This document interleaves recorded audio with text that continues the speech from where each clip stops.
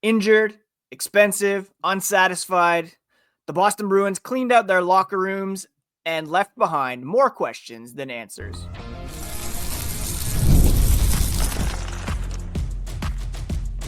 You're Locked On Bruins, your daily podcast on the Boston Bruins. Part of the Locked On Podcast Network, your team every day. What is up, Bruins fans, and welcome back to the Locked On Boston Bruins podcast. I'm your host, Ian McLaren, and this is a daily show where we discuss all things Spoked B. Thank you so much for making Locked On Bruins your first listen every day, part of the Locked On Podcast Network, your team every day. And everydayers will know you can find the podcast on social media at Locked NHL Bruins, and you can find me, my hockey thoughts, dad jokes at Ian C. McLaren. I am a lifelong Boston Bruins fan. I've been covering this team for various outlets for 20 years, was a full-time hockey news writer for thescore.com, and have been hosting this podcast since 2019. And on today's episode, we are going to talk about major takeaways from yesterday's locker cleanout. It was very weird to see the Bruins packing up and giving their end of the year addresses before other teams had finished their regular seasons. Philadelphia Flyers doing the Bruins no favors last night, by the way. We'll touch on that later. But I want to discuss some health updates, some contract situations, as well as some unhappiness or unsatisfaction with the way that this season went. Before we get into all that, quick reminder to please subscribe on your favorite podcast app and on YouTube, where you should also hit the like button and the notification button so that each new episode pops up on your phone when it drops.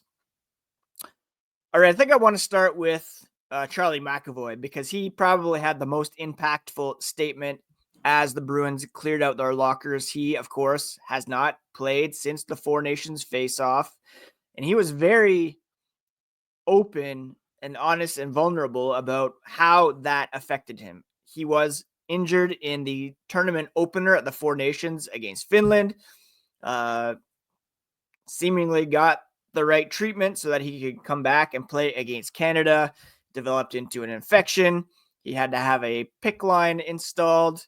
And finally, after weeks of a regimen of antibiotics, which were so much that they had to be given to him in a tub, he talked about it yesterday and said, it cost me my season. He said, it cost me a lot. Spent a lot of time emotionally just sitting with it, because that was the reality of it. He's literally sitting at home with a PICC line, can't play, can't help the team, and it felt like a whole other season. He said he didn't even remember anything before the Four Nations, honestly, because he only remembers what the last 2 months have felt like, and it just hasn't been fun. Don't forget, he and his wife, Kylie, had a baby boy like just days before this. So not only was he dealing with this injury, this infection, and not being able to help his team down the stretch, but also dealing with a newborn baby at home, which is its own stress and taxation on its own. He did say that if he had to play right now, if they were in the playoffs, he would have been having serious conversations about trying to get back. But taken so long to be back to 100%. And it's probably for the best that he's getting this long off season. He added every part of the Four Nations was a dream come true. There's a reason why he played in that game against Canada, despite the injury, leveling a memorable check on Connor McDavid. He wasn't missing that one, dreamt about it his whole life. He doesn't regret it, but he's accepted what happened. And we wish him the best in his recovery, of course, and we can't wait for him to get back in to action here for the Boston Bruins. He seems very motivated, and he, with the re-addition of Hampus Lindholm, will hugely help the Boston Bruins next season. McAvoy, of course, is one of the leaders on this team with Hampus Lindholm, David Pastrnak, and he said they're going to have some meetings with management to help set the course. What an opportunity, he said. What an exciting challenge for us to be the people that will get it back to where it needs to be. That's how he's sitting there. We're looking at it the same way. Not going to be easy, but it can be done. And we'll touch more on that later on when we look at some of the unsatisfaction with the season, unhappiness, and how they can turn it around. Now, elsewhere, when it comes to injuries, we, of course, have Hampus Lindholm, who missed 65 games after breaking his kneecap while blocking a shot in mid-November. Tried to make a return, but ended up pushing a little too hard earlier in the season. Was ultimately shut down for the rest of the year. He hasn't begun skating, but I believe it should be around May, and he should be back full strength in training camp and for next season. Elias Lindholm was a big point of conversation on Thursday as well. He admitted that before even putting on a black and gold jersey, he suffered a lower back injury that slowed him down to start the year. If you recall, he was absent at times during training camp and the exhibition season. And certainly we saw that his play early on was impacted. He did turn things around after being promoted to the top line with Morgan Geekie and Pastrnak. That will hopefully be a trio that continues on next season. And talk about expensive. He did not really play up to that $7.75 million deal that he signed last summer, but looked more the part in the later stages of the season. We learned that this back injury slowed him down to start the year, and hopefully he can shake that off and come in guns blazing next season. Mark Kaslik sat out the final 12 games, and he admitted that he was suffering from lingering concussion symptoms that he had suffered earlier on. He had pressure in his head, light headaches, made it difficult for him to play. And it took a mental toll. It took a emotional toll on him as well. And it was for the best long-term to shut things down because he wants to have a long, healthy career. He, of course, signed that contract extension with the Bruins, effectively taking over Trent Frederick's spot in the lineup. And hopefully, again, he can shake that off and come back good as new to begin the season. The other injury note that I saw was Pavel Zacha. He admitted that he was dealing with, I believe it was a bit of a knee injury this season. He didn't have as productive a year as he did last season, career highs across the board, and was bumped off the line with Pasta and Geekie down the stretch. He did show some chemistry with Fabian Lysell late in the season, and the hope is that Lysell, who finished very strong, I think like 3 points in his final 4 games, that great assist on Marat Husnudinov to get the Bruins into overtime, which may have been not ideal draft-wise, but still a very nice play that I love to see. If they could develop some chemistry, that would really help the Bruins with their depth scoring as well. So those were the health updates. It was really concerning to hear McAvoy talk about how, it affected his sanity even. I can't imagine what that would have been like for him, but we're thankful that he did get the treatment he needed and that he's on track for a full recovery, and hopefully he can enjoy his off season of skating, preparation, as well as enjoying the summer with his young family as well. So those are the health parts. Let's talk next about wealth, about guys who maybe didn't live up to contract expectations or who are looking for new deals this offseason. And we'll touch on that here as the podcast continues.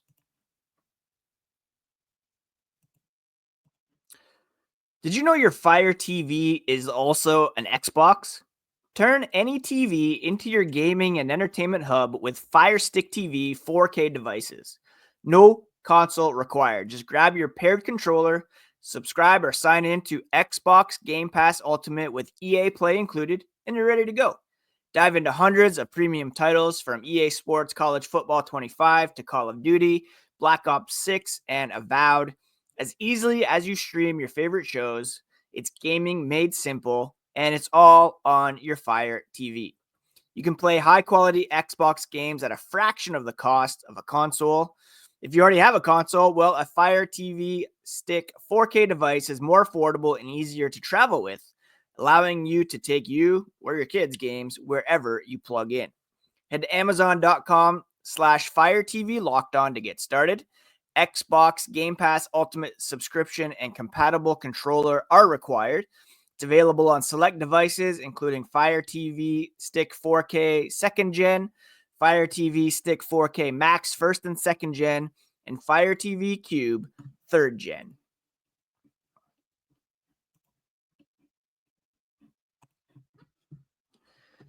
All right, we touched on some health issues that were revealed or discussed yesterday during the Bruins locker room cleanout.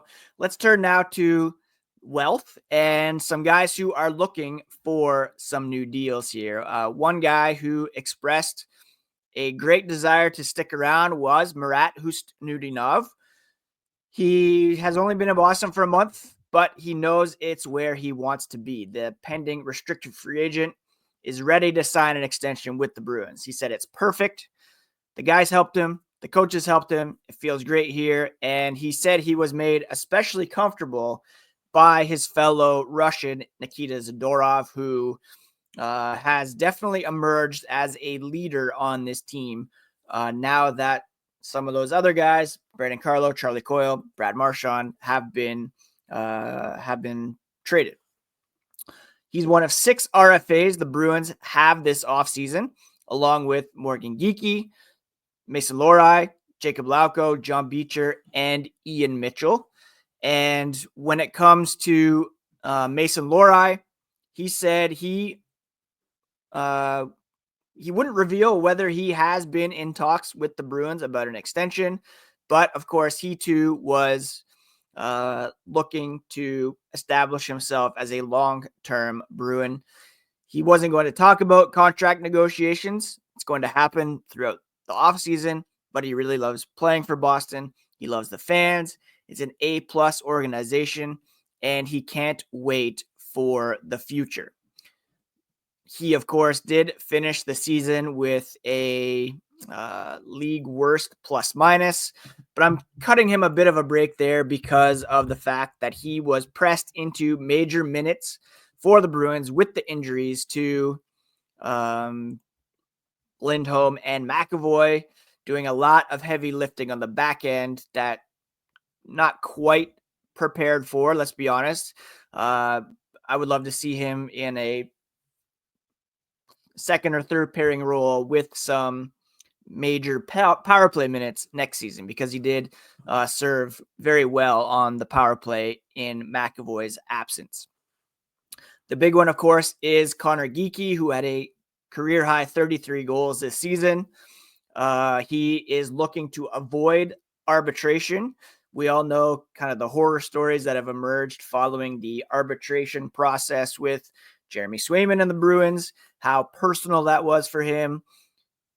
Geekie did have a very productive season, but of course, there's the elevated shooting percentage to point out, perhaps some other deficiencies in his game that don't warrant like a long-term big money contract. Hopefully they can land on a sweet spot. And Geekie said he's preparing like he's going to be at training camp on day one. Not something he's going to give too much thought about. He'll leave it up to his agent and Don Sweeney, Cam Neely, just to go about his business. Things will play out like they're going to play out. He said he loves playing in Boston. His family loves it. It's one of those things I really hope works out, and we'll see where it goes. And I know a lot of Bruins fans are eager to get him in the mix because of how productive he was down the stretch. And, one of the league leaders in goals, 5-on-5, total goals over the last few months of the season, which was very unexpected. And the chemistry that he displayed with David Pastrnak should keep him productive moving forward. So, yeah, that's kind of the lay of the land for those three most prominent guys. Who knows whether Lauko, Beecher will be in the mix. Cole Koepke is another guy who could be on the outside looking in as a free agent. These are all situations that we will obviously keep an eye on through the offseason and discuss more at length as they come up. One guy who signed a big contract but maybe didn't quite live up to it, of course, was Jeremy Swayman. I already touched on Elias Lindholm and his injuries that prevented him from playing his best hockey this season. He and Nikita Zadorov were brought in as prominent free agent signings to help shore up Boston's defense, and the lack thereof obviously affected Jeremy Swayman's game, where he put up career worst numbers. It wasn't just that lack of scoring, coaching, shuffling, systems, and all that. Jeremy Swayman definitely did not live up to the strong stance that he took last summer in looking to reset the goalie market and landing on an eventual 8-year, $66 million contract. Linus Ullmark, of course, was traded. Joonas Korpisalo was brought in. We'll touch on him later on in the podcast. For Swayman's part, he said he's taking accountability. He wants to play better. He knows he can play better, and that's something that he can't wait to work on. This team is going to be a lot different next year with what they learned from this year, and we've got a lot to look forward to, Swayman said. He didn't have issues with the heavier workload. Again, we'll talk about that with respect to Joonas Korpisalo. Didn't want to dwell on last summer's turbulence. Led him to miss all of training camp, and that kind of bled into the regular season, but you can't blame his whole season's worth of poor performance based on that, because he did eventually have time to find his legs. He said one thing that he really wants to be is a guy and a goalie that can stay in the moment and really focus on the here and now and not let past stuff affect his present. And moving forward, he can't wait to be part of training camp and use it as an extremely valuable piece to start the season. He's planning to stay in Boston for the majority of the off season, focus on maintaining his conditioning, fine-tuning his on-ice development, and there is the possibility that he could be moved because his no move clause doesn't kick in until July 1st. I would be very surprised if that actually were to happen.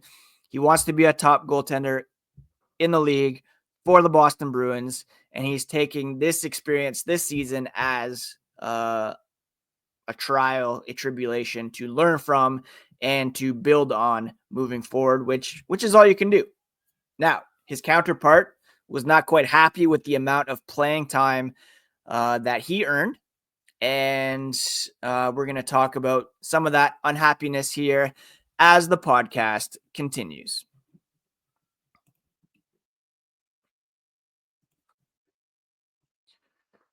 The Stanley Cup playoffs are here, and if you've never been to a live NHL playoff game, it's unlike anything else. The intensity, the speed, the energy in the building, it's next level. And thanks to Game Time, getting in the door is easier and more affordable than ever. Now, of course, there won't be playoff games in Boston, but whether it's for the NBA as well or Major League Baseball, Game Time is the fastest way to grab tickets. Even for those must-see matchups, prices actually drop as puck drop gets closer. And with last-minute deals, you can save up to 60%. I love the all-in pricing, so you know the total cost up front, and the panoramic seat views, so you know exactly what you're getting before you buy. With Game Time ticket coverage, you can know you're protected, whether it's cancellation protection, job loss assurance, or their 24-hour return guarantee. Take the guesswork out of buying tickets with Game Time. Download the Game Time app, create an account, and use code LOCKEDONNHL for $20 off your first purchase. Again, terms apply, but use code LOCKEDONNHL for $20 off. Download Game Time last-minute tickets at the lowest price. guaranteed. So we've talked about health, wealth. Let's dive into some points of unhappiness. And it seemed like a lot of players were, of course, unhappy with how the season shook out. None were more open about their own personal situations, though, than Joonas Korpisalo. He was clearly unsatisfied with appearing in only 27 games for the Bruins this season. He said, "I don't think there's any goalie in the league who's really comfortable playing 20 to 25 games. He's going to push for more games for sure, and we'll see what happens." Now, of course, Jeremy Swayman is established as the number one guy. 8-year contract, $66 million. There was not much chance coming into the season that Korpisalo would see significant time in net. But to his credit, he did play pretty well in his starts. And while he posted only, around an .890 save percentage, not fantastic numbers, but they were better than Swayman's. And he had a winning record, actually, 11-10-3 in his 24 starts. He added he was pretty open-minded when he got into the season. You always try to put everything you have out there and make your mark to gain some playing time. You do what's best for you every day. Try your best to work hard so that you might earn some more playing time. But obviously it was not up to him. And this isn't a same situation on paper as it was with Allmark and Swayman. That was a clear 1A, 1B tandem, an even split in net. This is Swayman's net now. He's being paid to be that guy, and they were going to give him every opportunity to turn things around. Korpisalo, in fairness, did sign with the Ottawa Senators a couple years ago with the expectation that he would be the starter. It was a 5-year, $20 million contract. The Bruins are on the hook for $3 million of that, and maybe that will make it more easy to trade him this offseason. If he's not really happy, then it would probably be to the Bruins' benefit to move him on and to allow a young guy like Michael DiPietro to establish himself at the NHL level, because you would save on that cap space, get a bit younger here, and take out a guy who is quite obviously disgruntled with his spot in the organization. Now, when it comes to dissatisfaction, not being happy with how the season went, Nikita Zadorov was pretty open about it. He was asked about how his season was in Boston. He said it's not a great year because they didn't make the postseason, and there's obviously room to improve. Zadorov, Lindholm both signed with the Bruins with the expectation of being a playoff team, competing for the Stanley Cup. The coaching change, a slow start didn't help. And you kind of have to start on a good note in order to make the playoffs. He said it's a hard league, harder to make the playoffs than to win the Stanley Cup. You can win every 7th game and you're going to be 4 games above 500, win a Stanley Cup, but you need to be a 620, 650 win percentage just to make the playoffs. It's getting even more competitive with 32 teams. You have to have a good start, and we didn't this year. He did skate in 81 games, led the league in penalty minutes. He said he wants to play Bruins hockey, be as physical as he can, remain as disciplined as he can. But he also thinks that there is room for improvements when it comes to the offseason and attracting players to the Bruins. He wants Henri Jokiharju to stick around. They had some solid chemistry, but he also believes that Boston remains a destination for free agents because of the core that they have in Jeremy Swayman, in Charlie McAvoy, and David Pastrnak, of course, and because of the high expectations that come with being a Boston Bruin year in and year out. He believes this team can turn things around fairly quickly, And he believes there are some ideal reasons for free agents to sign here in the offseason. The Bruins are willing to do anything to win, as we've seen in the past, by trading several free agents, or several draft picks, I should say. It's going to be an exciting summer. It's the Bruins. It's a team of a 100-year history, an original six team, an unbelievable organization. That's what our fans expect from us, and that's what he hopes to deliver as early as next season. He said, why would they not want to come here? Original six team, great city, one of the best players in the world, one of the best goalies in the world, two really good defensemen who are out pretty much the whole year, pieces for the future, breakout player of the year probably in Morgan Geekie, a great organization, great management, great leadership up top. He loves living in Boston, and you can't take for granted the opportunity to show up every day, work your butt off, play with pride, and play with passion. And that kind of brings us back to Charlie McAvoy, who is so gutted by having his season taken away from him at the Four Nations face-off, gutted to not be a part of the solution down the stretch, gutted to see the roster gutted with a bunch of his close friends, teammates being sent out prior to the trade deadline. And look, nobody's satisfied with how this season went. Nobody is happy with missing the playoffs, with having to pack up their lockers so soon.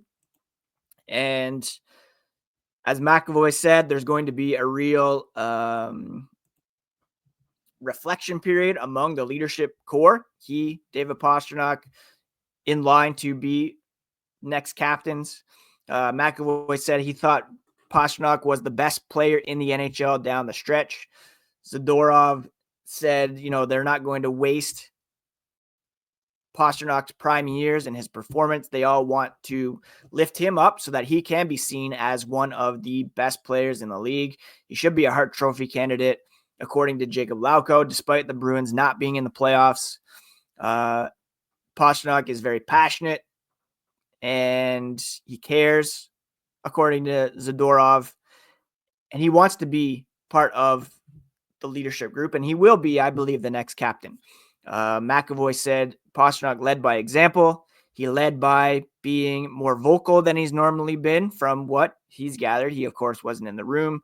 Did everything he could have possibly done to help this team, and the results weren't there as a team, but you can't argue with how he went out about his business down the stretch, dropping 2-3 points every night.